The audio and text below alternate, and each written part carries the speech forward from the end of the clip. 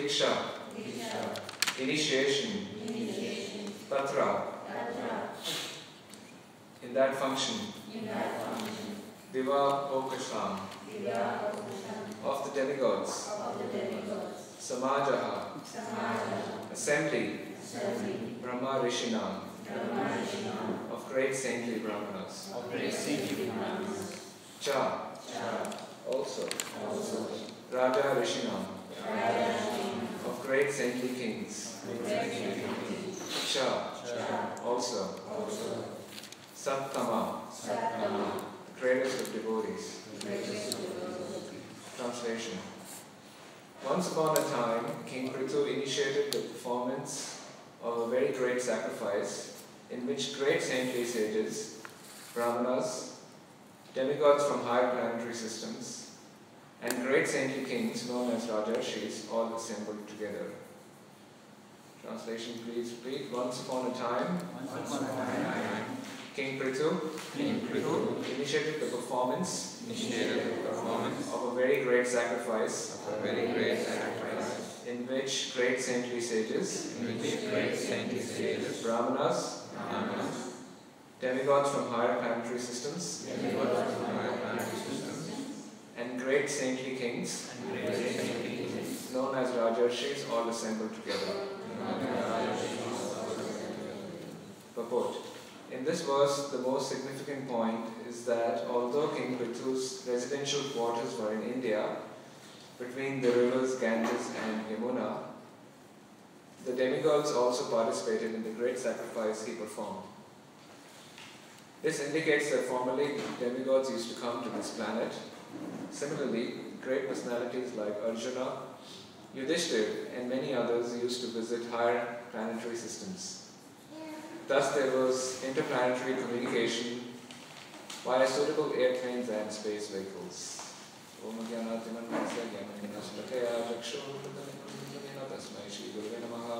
Shri Krishna Chaitanya Prabhu Nityananda, Shri Advaita Gadadhar, Shri Vasadi Gaur Bhakta-vrinda, Hare Krishna, Krishna Krishna, Hare Hare, Hare Rama, Rama Rama, Hare Hare. So, Maharaj Prithu is performing a great yajna, a sacrifice.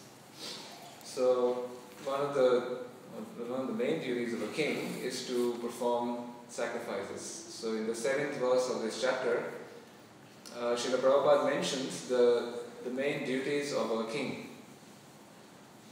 So in this context, there was monarchy. So therefore, King Prithu Maharaj Prithu is addressed as the king. Today we have democracy. So a different paradigm or different system of governance, but nonetheless, a leader is required. So King Prithu, he was performing this yajna. So a yajna there's 3 duties for a king, one of the 3 main important duties. Number 1 is to perform sacrifices. So that's the main job of the prime minister or president or the leadership of a country, is to not only perform but also engage people engage the citizenry in the performance of yajnas. Because yajna is very important. It is important because we are not independent. People think that they are independent and society is independent, they can do whatever they like to do. But, or maybe people think that they are interdependent, but they still think there's no higher powers which govern the laws of the universe, of the laws of nature. So, but the fact of the matter is we are interdependent by nature, and the demigods are there to provide administration for the universal affairs. That's their job. And they have various titles depending on the position they hold. So there's Varuna, there's Surya, and like that there's 33 million demigods who are responsible for different functions of the universe. So sacrifice is important because they need to be satisfied or pleased so they can reciprocate with us. Just like here I can see the majority are grihasthas or householders. So you get if we take services, right? We have to pay for it. For example, utilities. We get a water bill or electricity bill, right? Or internet bill. So when we consume services, then we have to pay for them. So in the same way, we are consuming various services which are being provided by the higher powers because they are in charge. So we have a price to pay for that. And Krishna says one who doesn't pay the price is a thief. In the Gita he says that. One who doesn't pay the price is a thief. And then a thief is liable to be punished. Right? So when somebody steals something, if they get caught, the consequences, they will be punished. So we have that system also. In the same way, when we take our fair share, but we don't reciprocate with the demigods in the form of sacrifices, performing yajnas, we get implicated. And we get implicated in the reactions, in those activities. But the whole idea of sacrifice is to please Vishnu. Yajna vaya Vishnu. And Krishna says that, Yajna vaya Vishnu. So the whole idea is to perform sacrifice for the pleasure of Lord Vishnu. Because Krishna says in the Bhagavad Gita, in the 9th verse of the 3rd chapter, does anyone remember that?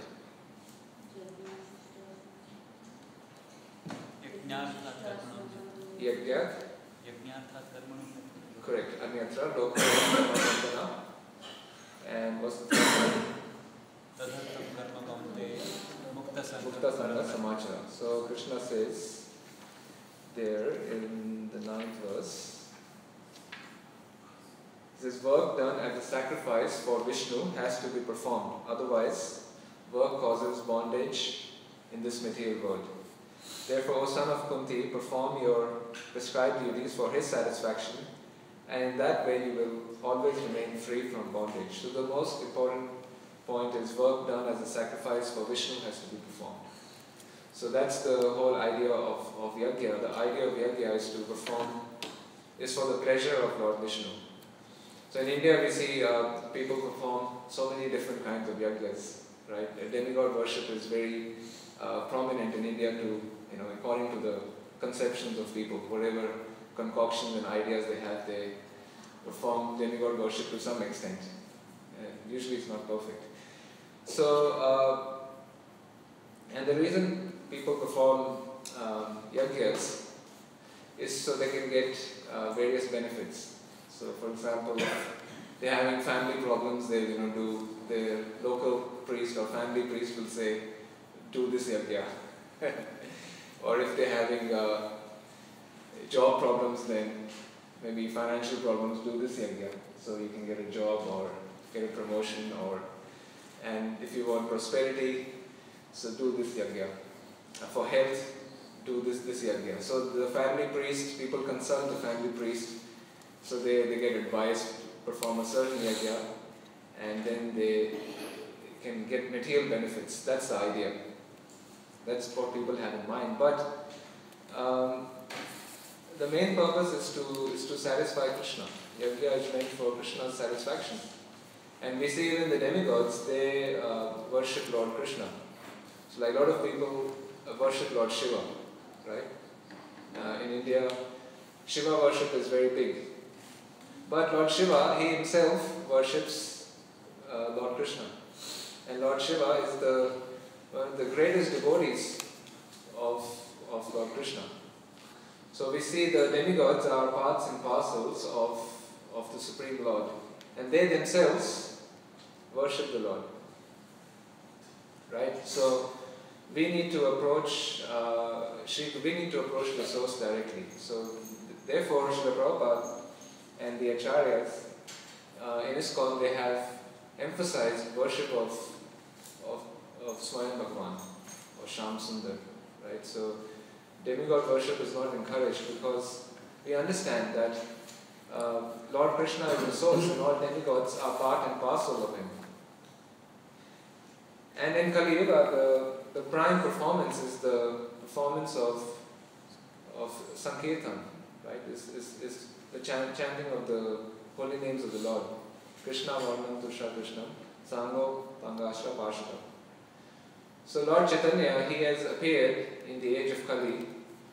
He has a golden hue, and he's carrying out the performance of Sankirtan. So Sankirtan is the glorification, congregational glorification of the holy names of the Lord. So in Kali Yuga, this is the prime sacrifice, right? And Sankirtan takes various shapes and forms, right? So, but the main point is in the different activities we are doing within Krishna consciousness, they have to be accompanied by the chanting of the holy names of the Lord.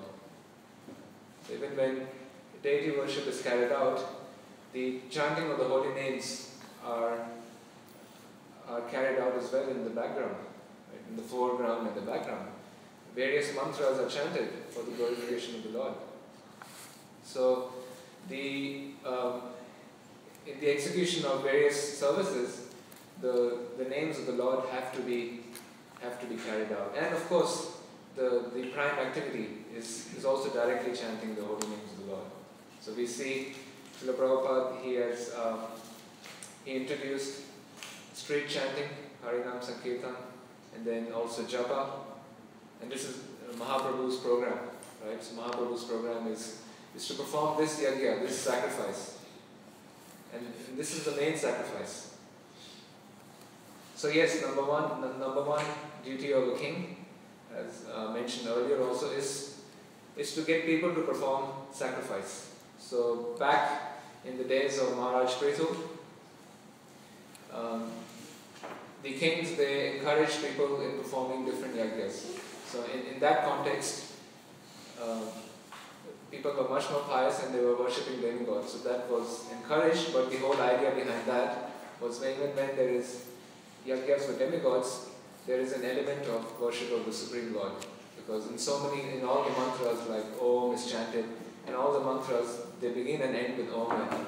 So there is glorification of the Supreme Lord. So in today's day and age, that yajna is not possible. Different types of yajnas, demigod yajnas are certainly not possible. And even in ISKCON, Srila Prabhupada didn't stress on the performance of yajnas. So, and even when Srila Prabhupada inaugurated the Krishna Balaram temple, he could have inaugurated the temple just by chanting of having kirtan, right, which is the highest yajna. But Srila Prabhupada said, okay, bring all the brahmanas, the expert brahmanas, and they were non-ISKCON. He said, bring them, get them to do the yajna, and let's inaugurate the temple. Because Srila Prabhupada knew that people in Vrindavan in India would not consider the inauguration to be authentic unless there was grand performance of yajna. But the highest yajna is the chanting of the holy names. So just by doing kirtan, that is sufficient in itself, right? So Srila Prabhupada, he always stressed that. So like yesterday there was the 12-hour kirtan. So the 12-hour kirtan is the highest form of yajna. Just by doing that, if we have faith, we are getting the benefit of everything else, just by doing that activity. So by partaking in that. So number one, yajna. Then number two, the duty of a king.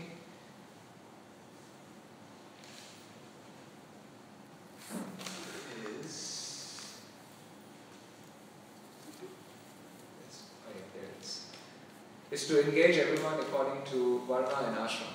That's the second duty of a king, as Srila Prabhupada described in the 7th verse of this chapter. The second duty of a king is to engage people according to in the prescribed duties, right? So we see even today, what is the main concern of the leadership of the government is to prevent unemployment, right? So they're engaging people, they want to engage people in occupational activities, right?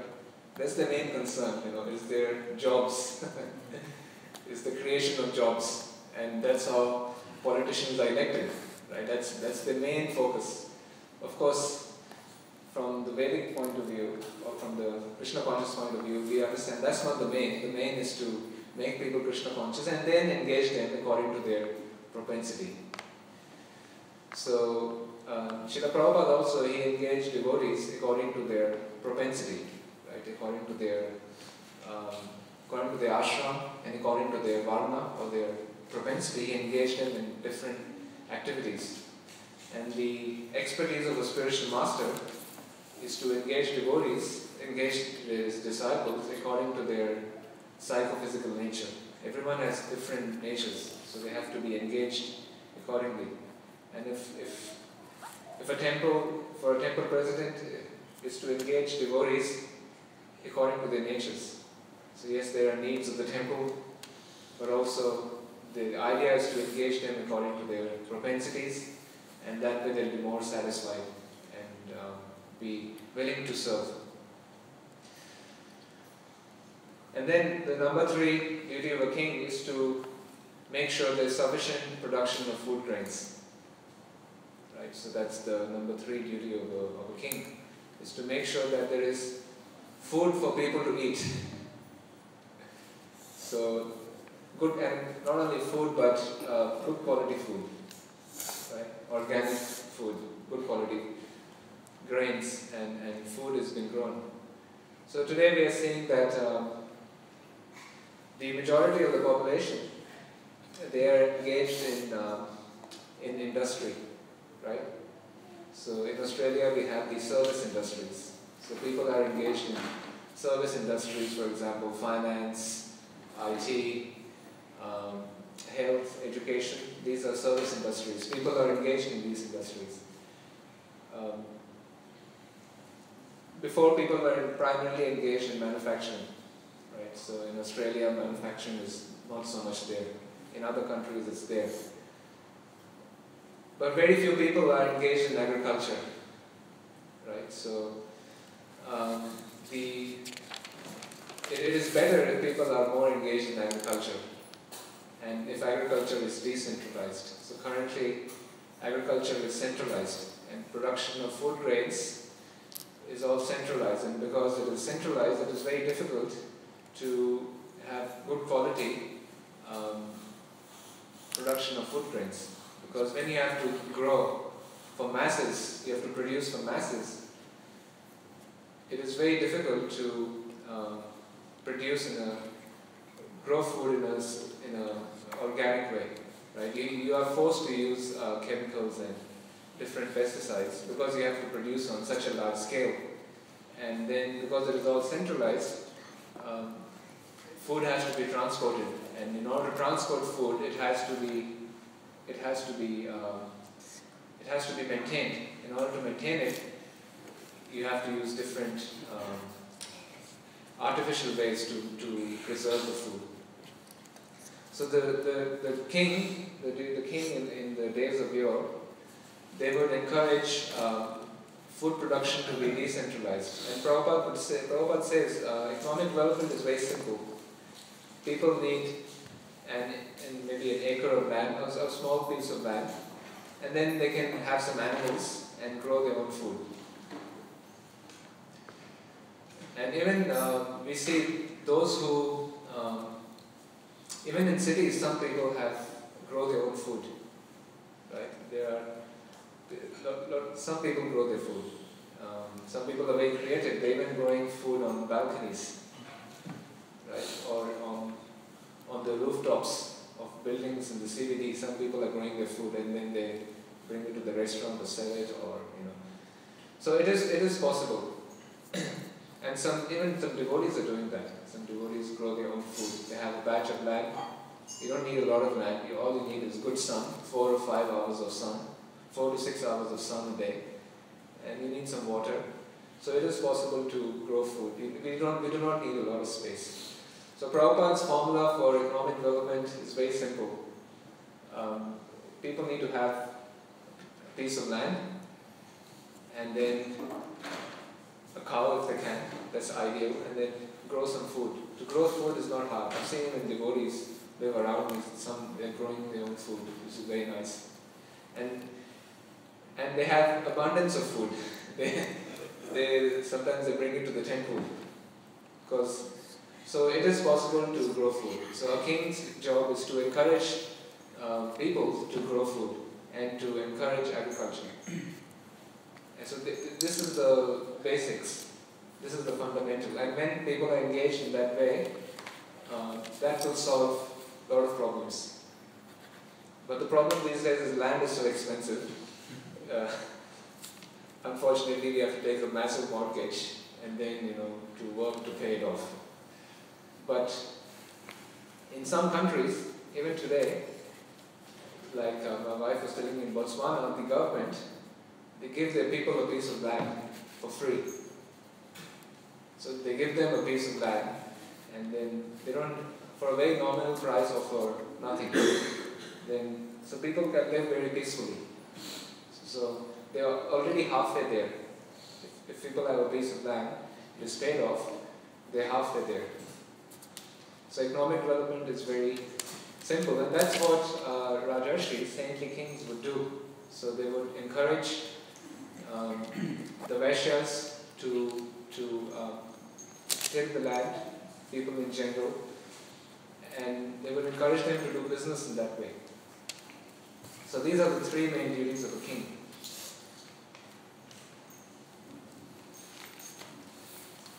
And here we also see that Maharaj Prithu, he invited various personalities for the yajna.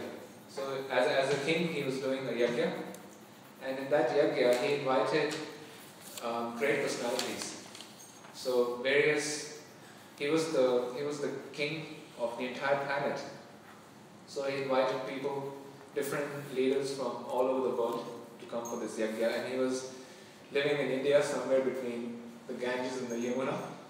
So that gives us an idea where he was residing, where his kingdom was. So he invited everyone, and not only invited personalities from the earthly planet, but he invited personalities from different planets. So this might sound very far-fetched in today's context, but interplanetary travel was possible and was taking place back then. So interplanetary travel was there, and demigods came. We see when Maharaj Yudhishthira, he performed the Rajasuya Yajna, different demigods, he invited all the demigods from all over the universe. Right? So Maharaj Yudhishthira, he wanted to perform the Rajasuya Yajna. Right? So he asked Sri Krishna, he asked Krishna, I would like to perform the Rajasuya Yajna to invite all the demigods so I can glorify you. I can ensure that they know your glories. Your glories are sufficiently heard. Everyone understands that you are the Supreme Personality of Godhead. So if the demigods understand and all the kings they are reminded or they understand, then naturally they will tell others, right? And others will follow. So whatever a great man does, the people follow that. So the Maharaj Yudhishthira's idea was he was essentially preaching. That's what he was doing. He was doing on his level. So he's the king, and he has great resources, and he was doing it on a very grand scale. So Maharaj Yudhishthira wanted to glorify Krishna on a very grand scale, so he wanted to perform the king of all sacrifices, which is the Rajasuya Yajna. So then Krishna said, sure, sounds like a good idea. Send your brothers in all four directions to conquer all the kings of this world. So he said, before you do the Rajasuya Yajna, you need to have governance over all the kings of this world. You need to control them. You need to conquer them.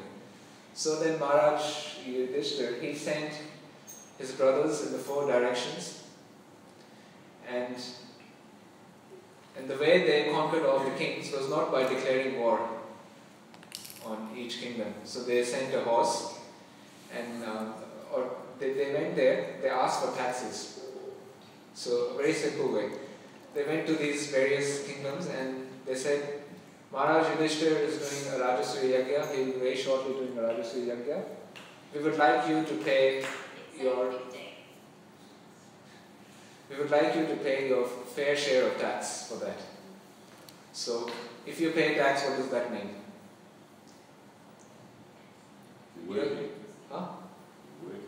You're working. You're subservient, right?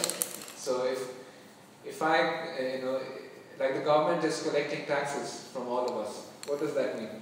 That means that we are subservient to the government, right? Whether you like it or not.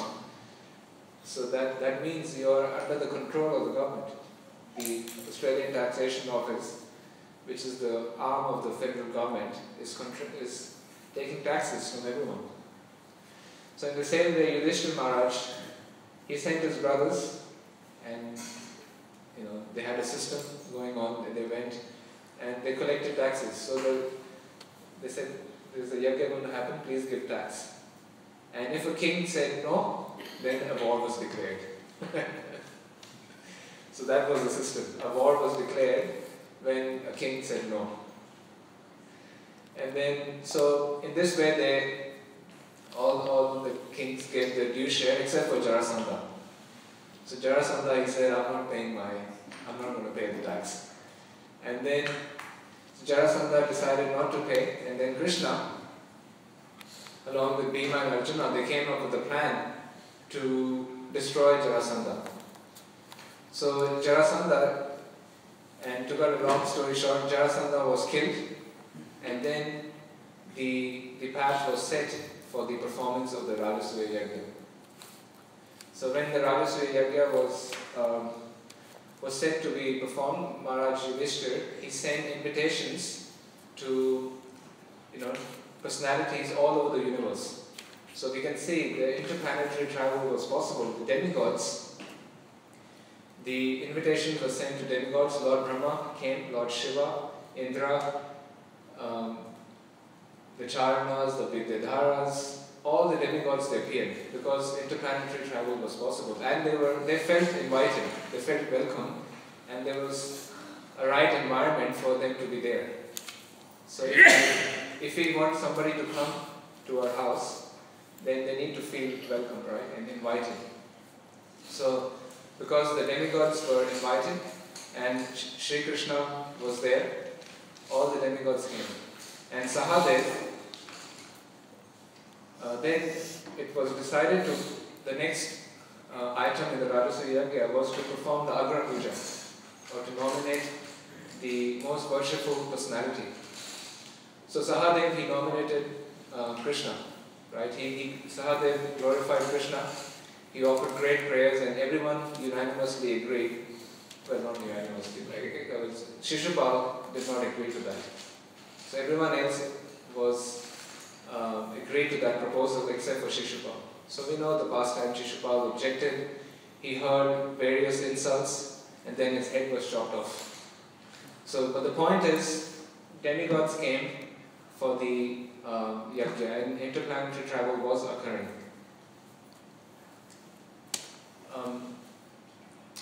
One time I went to a retreat in New Zealand, and there Devamana Swami,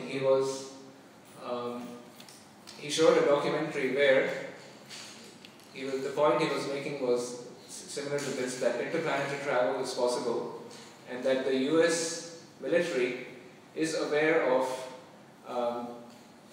aliens coming to this planet. Right? There's UFOs who have been here, but that knowledge is not disclosed because that will challenge a lot of paradigms, and they don't want people to know this. So we can see that yes, interplanetary travel is even occurring now, and what to speak of back in the day.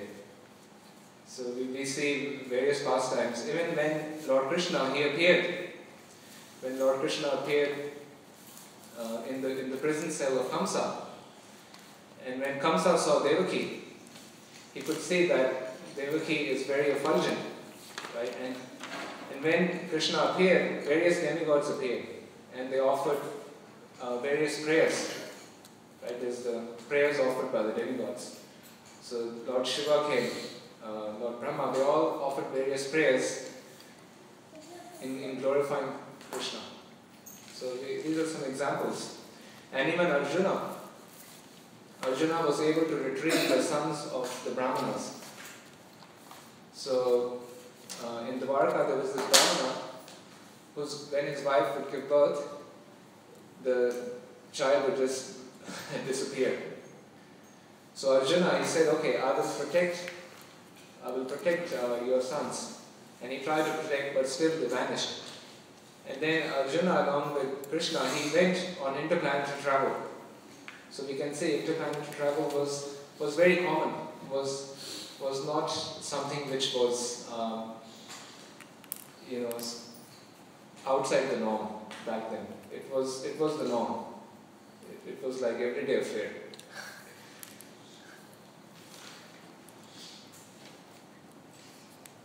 So in the same way, not same way, but if the right environment is there, then demigods appear.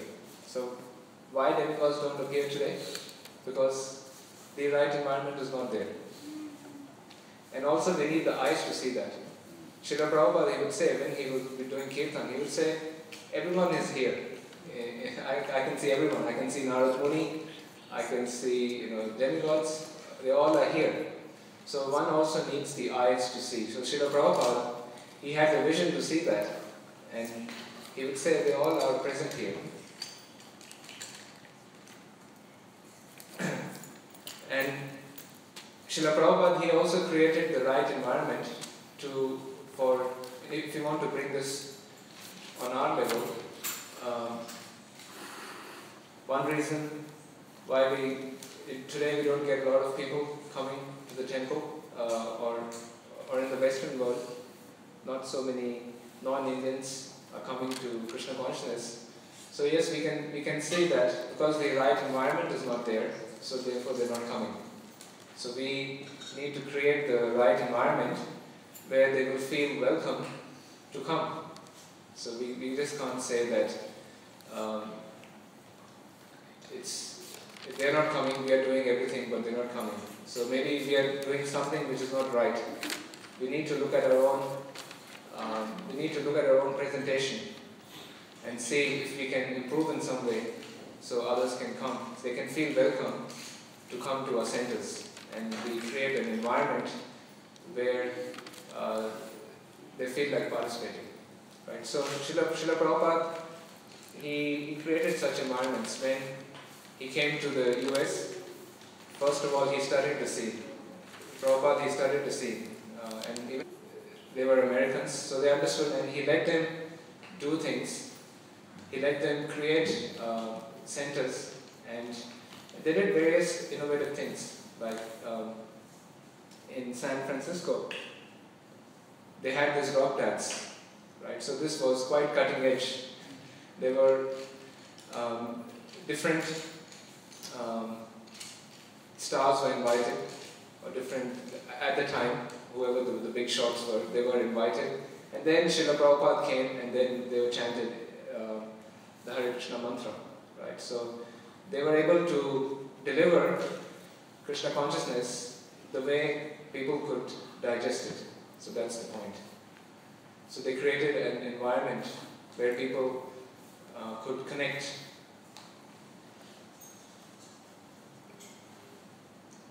So just to summarize today's presentation, Maharaj Prithu here is performing yajnas. In these yajnas, he has invited various personalities.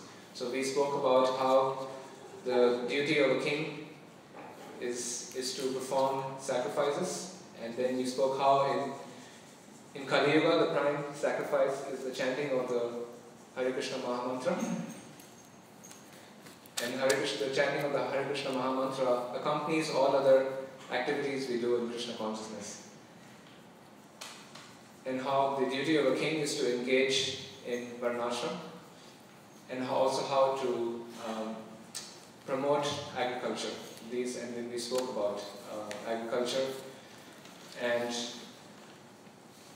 then we spoke about interplanetary travel, how the demigods were invited to these yagyas and how interplanetary travel was possible, gave various examples, and then how we can connect to people, how we should make ISKCON more accessible to people so they feel welcome.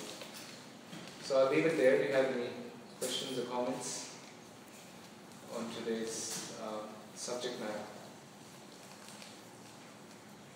Yes, Prabhu. You mentioned how Krishna encouraged Pandavas to conquer the kingdoms. Yeah. So one of the criticisms Islam has that Muhammad was considered to be a warlord, whereas we see here Krishna is encouraging Pandavas to actually conquer, go for a war. So how do we explain to more devotees that how it is different, what Krishna was saying or what the others said? Okay, so you're saying today Krishna would be considered a warlord or Maharaj Yudhishthira? Like just if I take that statement literally. Sure. So when the whole idea of the Rajasuya Yajna, Maharaj Yudhishthira's, the whole purpose was the glorification of Krishna. That was the whole intent. The intent was to get all the demigods, all the kings together and to glorify Krishna. Right? That's the prime duty of the king, of the government, is to glorify Krishna, and for that resources are required. So Maharaj Yudhishthira sent his brothers to collect resources because resources were required for this Rajasuya Yajna. It was a very big yajna and massive resources were required. So they had to pay tax for it, right? So and that kind of and there's nothing wrong in that. So yajna needs to be performed. And Maharaj Yudhishthira didn't want to conquer them, as I was mentioning. He didn't want to declare war. That wasn't his agenda. His agenda was to get resources to perform the yajna. But if someone didn't agree to that, then war was declared. Right. So that is very different to what is happening today. So today also wars are fought to get resources, but it is getting resources for sense gratification. You know, before it was very different. Maharaj Yudhishthira wanted resources for glorification of Krishna, for that performance of the yajna. So that kind of conquest is very different to the wars which are fought today. Right? So the wars fought today is basically, number one is for the propagation of the armaments industry. Right? It's a big business. War is a big business, and when wars are fought, weapons are sold. There's a business, and then and it is all for the ego of the rulers. Right? That's another reason wars are fought. So they can show that they are so powerful and they can control people and make them subservient to themselves. And mainly wars are fought to get oil, water, and the wars of the future will be for water. Right? And it is the current wars are not fought so people are made Krishna conscious. So the wars are not fought to defeat another country just because they're not executing Krishna consciousness. Right? So Maharaj Yudhishthira is Dharmaraj. Right? So the king is called Rajarshi, Raja Rishi. So a saintly king. So and they would declare war to if another king was not Krishna conscious. And we see if we take Mahabharata, Duryodhana was not Krishna conscious, whereas Yudhishthira is Krishna conscious. So Krishna, he wanted Yudhishthira to be the king because the executive head needs to be Krishna conscious. Otherwise,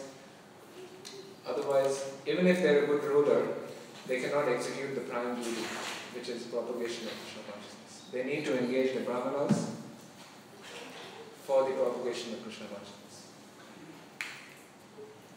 So that's the difference. So we can tell people that, just to sum it up, their intent was propagation of Krishna consciousness, whereas today that's not the intent.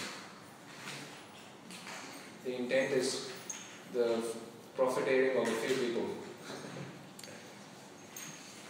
Any other question or comment? Yes, Prabhu. You were saying that to create an environment so that people feel welcome here. I think the main aspect of that environment is letting the people come with shoes and sit on the chairs or the pews. But almost all churches, where people go, there are pews and people going with their shoes. Yeah, that's a good point. That's a major difference.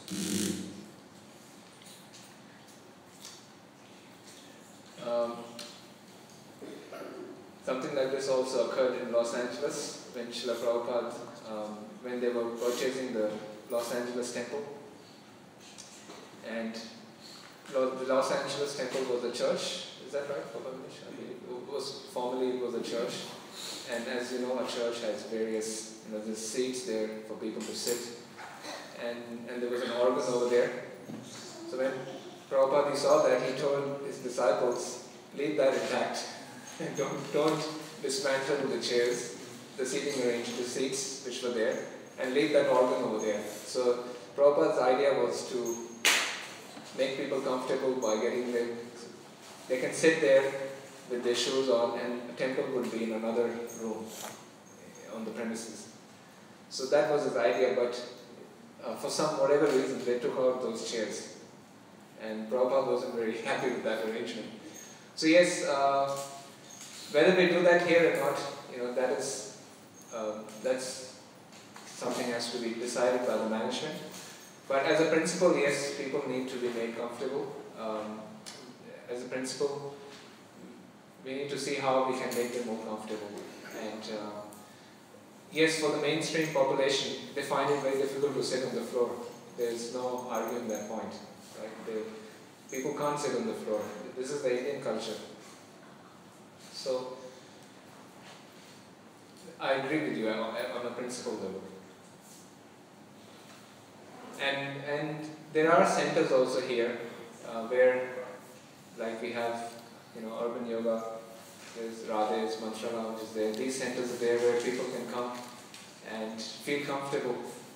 These centers are created in a way where people don't have to sit on the floor.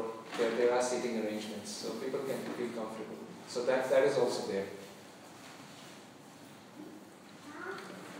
But good point. Thank you.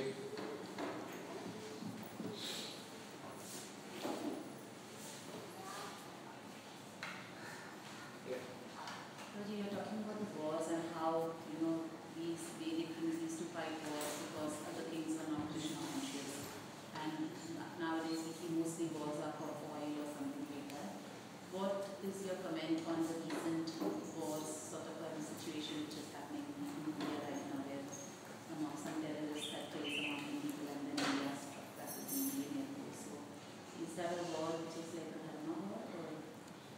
Certainly not. It's all based on politics. So yeah, this is all based on politics. I don't wish to delve into the specifics, but the point is, it is all. At the end of the day, there's politics, elections, and different agendas leaders have. Yes, the current leader in India is very favorable to ISKCON, and that is fantastic, So as far as that goes, we are supportive of the current leader, and we can work with the current leader. I'm sure ISKCON is working with the current leader, so they can propagate Krishna consciousness. And I heard Modi's speech. He gave a fantastic speech at the ISKCON Delhi temple, and he even gave his full support for ISKCON. So as far as we are concerned, we can work with their. I'm sure ISKCON is working with them to propagate Krishna consciousness, but we are not so interested in the politics of all that. And whatever they're doing, it's outside our control. But war against terrorism is right, isn't it? War against terrorism, yes, I mean each country, they have to defend themselves. They have to defend their people. So, if they are taking it against the terrorists, yeah, it's good. They're protecting us, right? So we can see it in that way. So the leadership is protecting people, and devotees are also living there. So they're protecting devotees, and yeah, we support that. So as long as we support the safety of people as a principle, but we shouldn't get too involved in the politics and all that. But the main point is Krishna is protecting us through the leaders.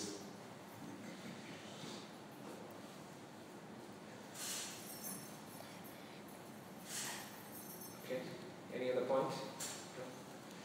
Thank you very much. Brahmachari Ashram, Śrīmad Bhāgavatam ki jai, Prabhupada ki jai.